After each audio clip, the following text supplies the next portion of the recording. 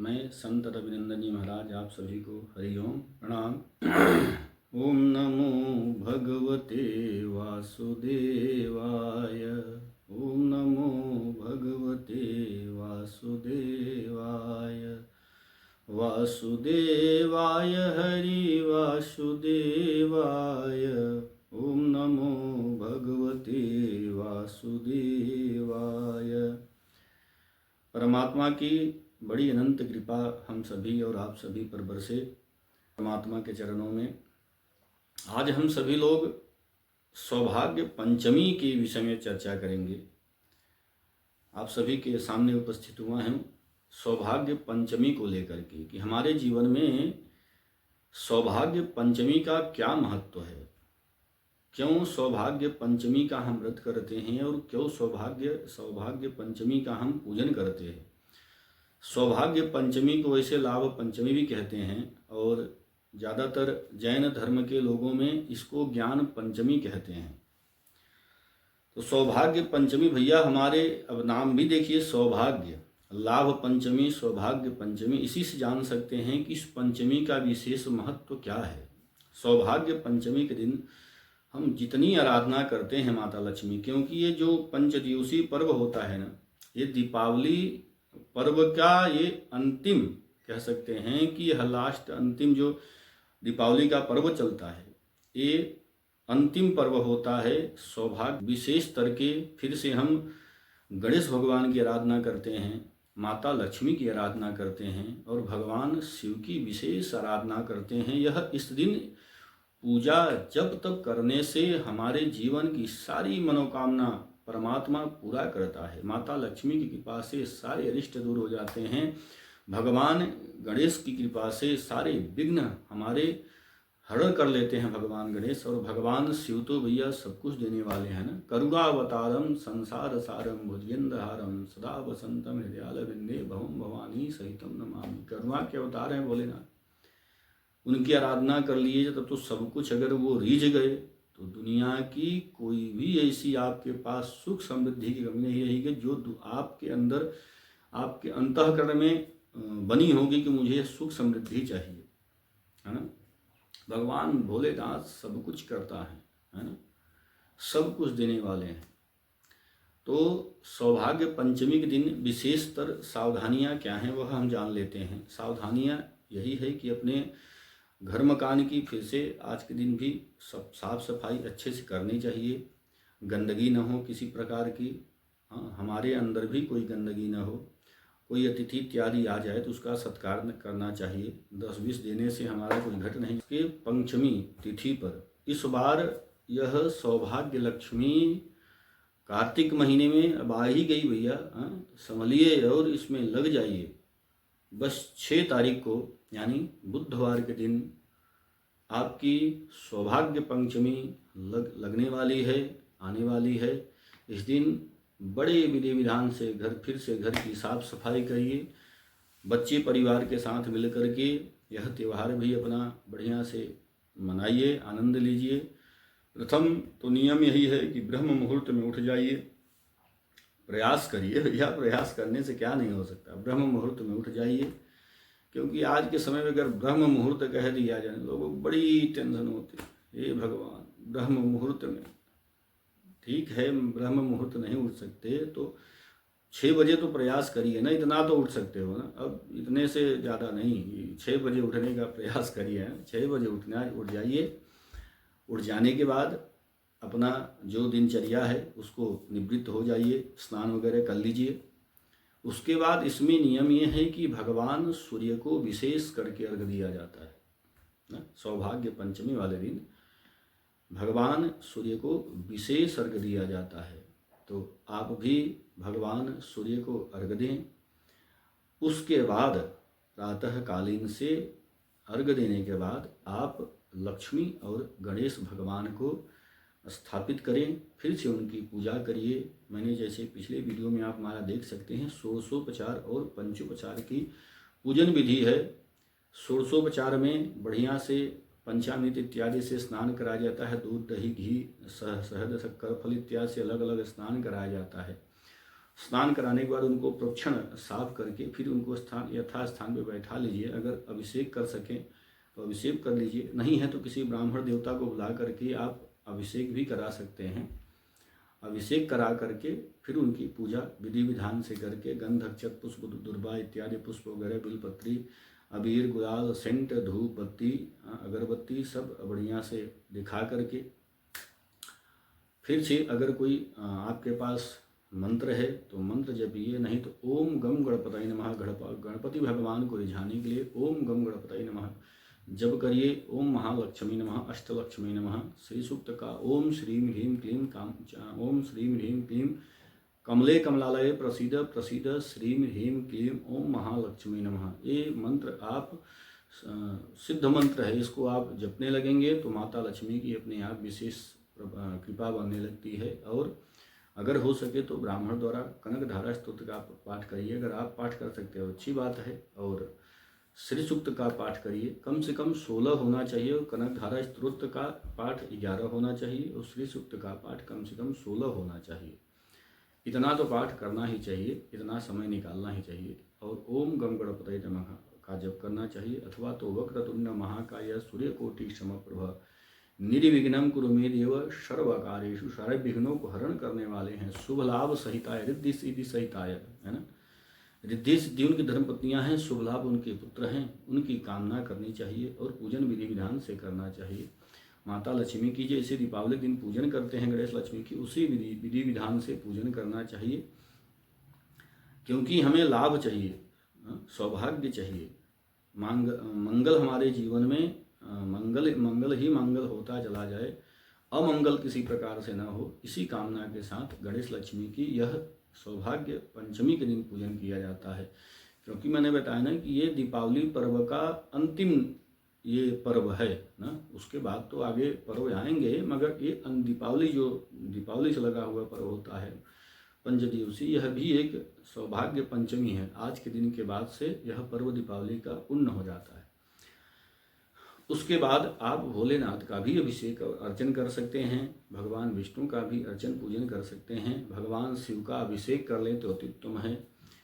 और गणेश भगवान को मोदक बना के चढ़ाइए, तो अति प्रिय है गणेश भगवान को मोदक। और माता लक्ष्मी को दूध से बनी चीज़ें अगर चढ़ाते हैं, जैसे खीर हो गया और कोई और मिष्ठान बना सके तो दूध से बना हुआ ना, तो बहुत पसंद है। ऐसे ही भोलेनाथ को भी ना सफ़ेद चीज़ें चढ़ाइए, दूध से बनी हुई चीज़ अगर अपने हाथ से पका के चढ़ाते हो तो अति उत्तम, इससे बढ़ के और क्या हो सकता है ना। परमात्मा सब जानता है, सब देखता है कि आपका कितना भाव जुड़ा हुआ है इस प्रसाद में।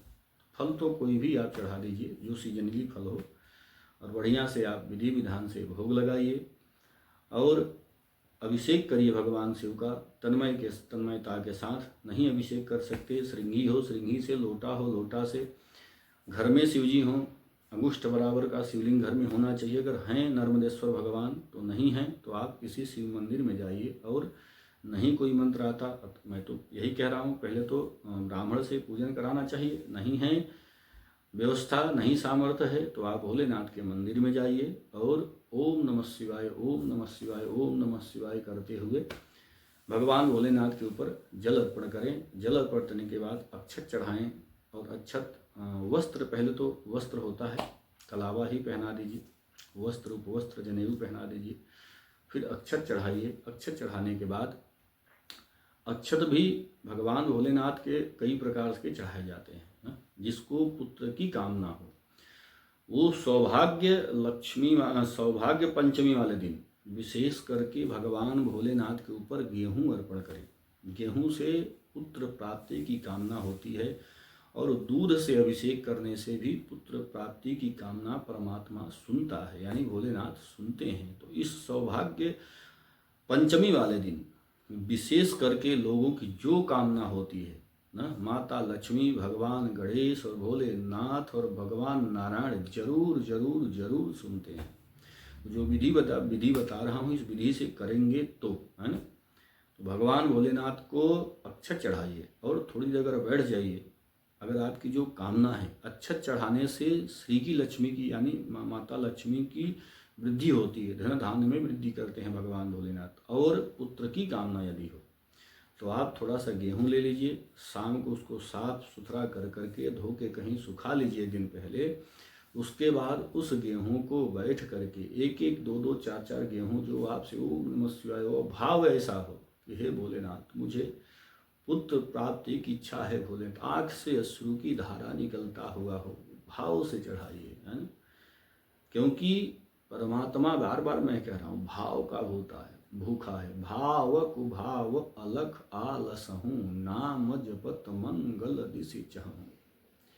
परमात्मा भाव का भूखा होता है, कोई भी भगवान हो, है ना। भोलेनाथ तो और करुणा को उतारे हैं। ज़्यादातर माताओं से तो जल्दी रीझ जाते हैं, माताओं के आँख अश्रु देखते ही भोलेनाथ रीझ जाते हैं। अब देखो, कामदेव को जब देवताओं ने जलवा कर भस्म कर दिया, अब देवताओं की ही तो चाल थी ना, कामदेव को भेजा कि जाओ भोलेनाथ की समाधि तोड़ दो। अब देवता लोग घबराए, ब्रह्मा जी से कहा कि अब आप नहीं कहा था, अब चलिए संभालिए। तो ब्रह्मा जी ने कहा भाई इस समय जाने लायक तो है नहीं, देख नहीं रहा, भोलेनाथ एक समय उग्र में हैं, तांडव करने वाले हैं भोलेनाथ, इस समय तो हम नहीं जाते। तो ब्रह्मा जी ने विचार किया कि एक काम करो, इनकी पत्नी रति को भेजो। भगवान भोलेनाथ माताओं पे जल्दी रिझ जाते हैं, थोड़ा सा बोल देना रति को सूचना दे दो, उसका पति चला गया भोलेनाथ की कृपा से इस दुनिया को छोड़ करके। तब रति रोती हुई बिलखती हुई गई है ना, तब भोलेनाथ रीझ गए हैं और वरदान दिया है कि जाओ, द्वापर में भगवान कृष्ण का प्रद्युम्न नाम का तुम्हारा पति होगा, है ना। ऐसा आशीर्वाद दिए, बड़े करुणा अवतार हैं भोलेनाथ। बहुत कथाएं हैं भोलेनाथ की ऐसी जो बहुत जल्दी रीझ जाते हैं। तो मेरा बस कहने का तात्पर्य है कि जितना हो सके भोलेनाथ की प्रसन्नता के लिए बैठ करके, अगर पुत्र की कामना हो तो बैठ करके भाव से आंख में अश्रु ला करके गेहूं अर्पण करिए। ओम नमः शिवाय, ओम नमः शिवाय, ओम नमः शिवाय, इस मंत्र से। कई लोग ऐसा भी कहते हैं कि माताओं को ओम नहीं कहना चाहिए, नमः शिवाय करना चाहिए ना, द्वंद्व फैला देते हैं, जहर फैला देते हैं ऐसे कुछ लोग। देखो परमात्मा है ना, ऐसे हनुमान जी के बारे में लोग कह देते हैं माताओं को स्पर्श नहीं करना चाहिए। क्षमा चाहता हूँ, मेरे शब्द वाण कई बार ऐसे हो जाते हैं, चुभ हो जाएं किसी को, मेरा ये नहीं है। अब हनुमान जी महाराज हैं और एक माता जा रही है उनको पूजा करने के लिए, वो 5-7 दिन उसको पता है ना, सोचा निकाल के ही जाएगी पूजन करने, और जा रहे हैं तो एक पिता के तुल्य मान करके जा रही है, न कि उनको कोई कुदृष्टि के हिसाब से देखने जा रहे। हनुमान जी को भी पता है कि मेरी बेटी है, वो आज के जन्म में है, वो तो दादा परदादा से भी बड़े हैं हमारे यहाँ, कई कई हजार जन्मों से वो उनका वो हुआ है, कहाँ त्रेता युग में।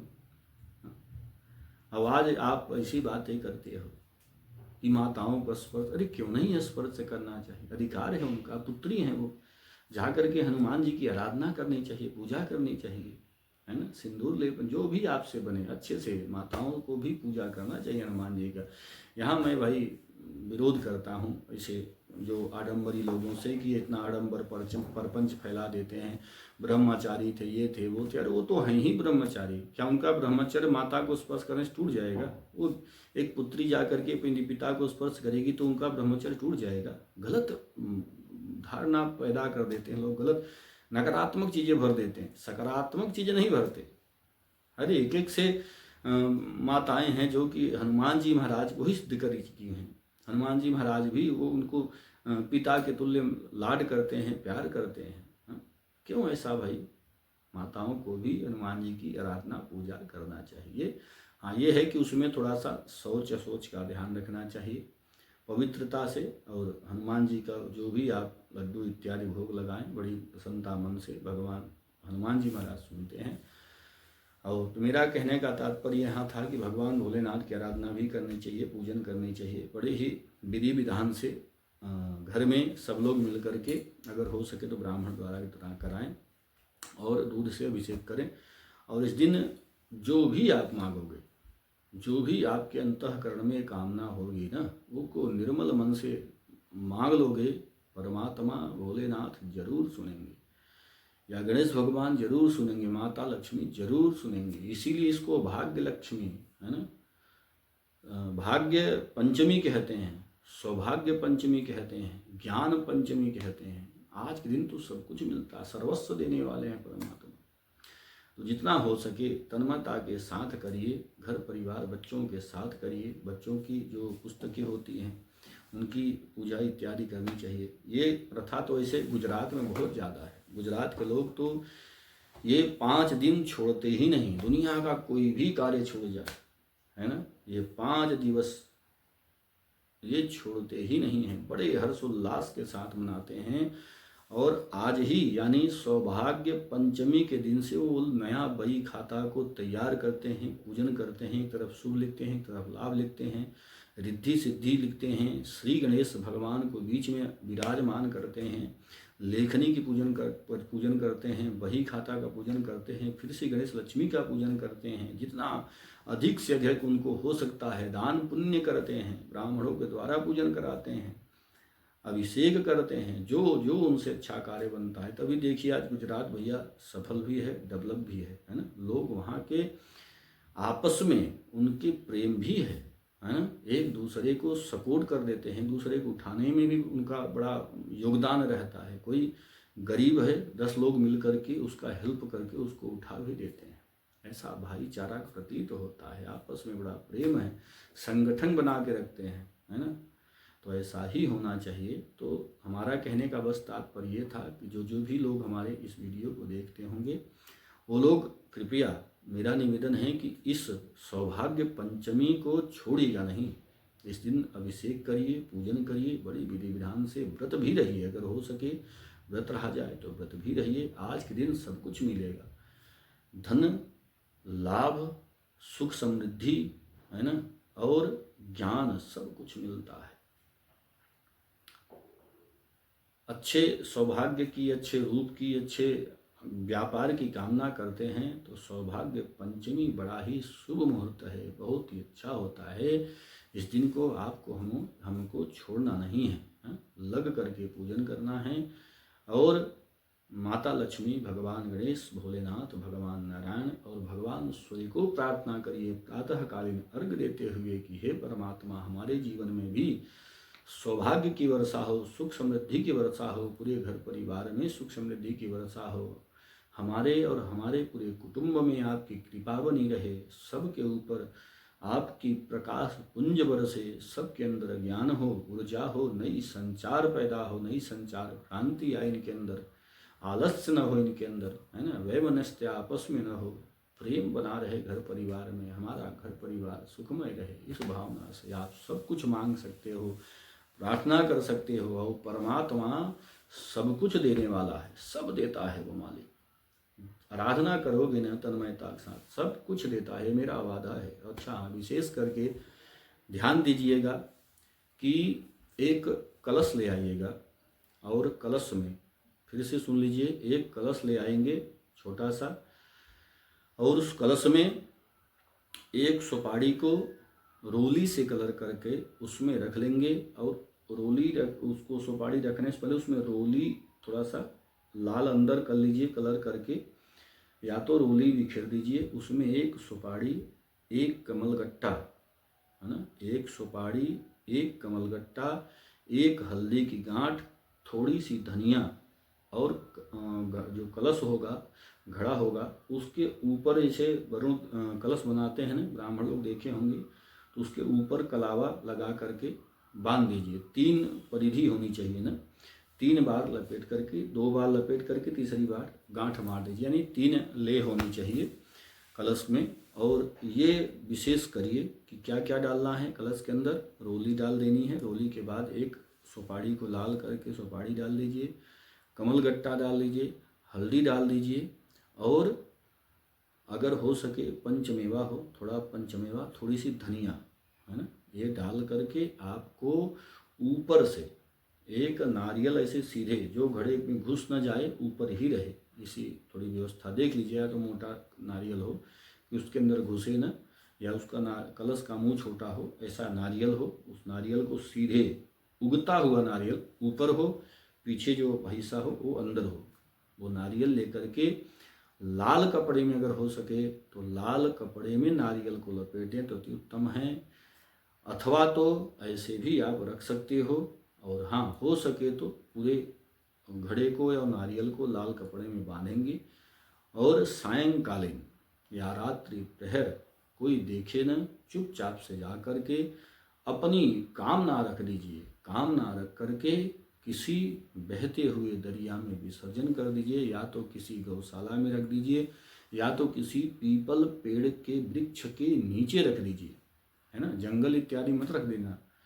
ऐसी जगह जहाँ पवित्रता हो, जहाँ गौ माता निवास करती हो, जहाँ वासुदेव भगवान निवास करते हो, जहाँ दरिया हो, बहते दरिया में आप प्रवाहित कर दीजिए और अपनी कामना बोल दीजिए। देखिए चुटकी बजा करके कैसे आपका हर काम बिगड़ा हुआ भी काम बन जाएगा। कई वर्षों से जो रुका हुआ काम होगा ना, वो काम बन जाएगा और खिलखिला के आपका काम चलने लगेगा। तो ये जरूर करिएगा, ये सावधानियाँ। और अच्छा, इसमें सावधानी यही है कि आपको जाते समय भी किसी से बात करनी नहीं है और आते समय भी किसी से बात नहीं करनी है। जब घर में प्रवेश करेंगे तो घर वालों को बोल दीजिएगा, शुभ लाभ जरूर लिख देंगे दोनों तरफ। अपने मेन दीवार के गेट पर एक तरफ शुभ, एक तरफ लाभ लिख देंगे। और प्रवेश करने से पहले आप हाथ पैर फिर से धोएंगे और धो करके तब प्रवेश करेंगे। तो यह भी दीपावली से कम नहीं है। तो जितना हो सके अधिकम से अधिक ना मिल करके पूजन करिए। घर को फिर से सजाइए, साफ करिए और लक्ष्मी गणेश की पूजन करिए, भगवान शंकर की पूजन करिए। परमात्मा आपकी सबकी मनोकामना पूर्ण करे, है ना। और बच्चों, अपने जो भी बेटा बेटी इत्यादि होंगे, विद्यार्थी वर्ग के जितने भी युवा वर्ग होंगे, उनसे भी मेरा निवेदन है, आप भी अपने पुत्र पुत्रियों को ये कह दीजिएगा कि आज के दिन विशेष करके पढ़ाई जरूर करें, है? क्योंकि आज के दिन ज्ञान का भी वृद्धि होती है, बुद्धि की भी वृद्धि होती है। तो पढ़ाई लिखाई करें, सब लोग मिल करके पूजा करें।